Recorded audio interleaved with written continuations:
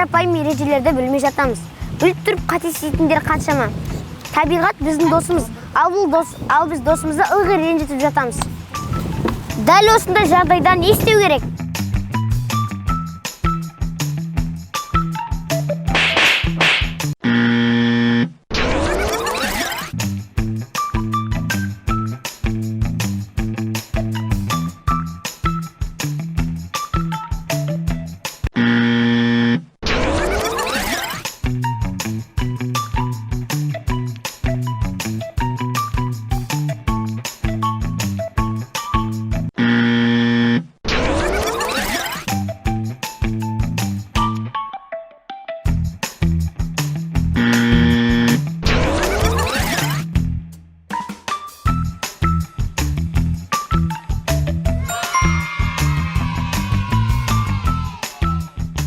Бұл қарапайым ережелер сіздің өміріңізді жеңілдетуі мүмкін. Аман болайық, бар болайық.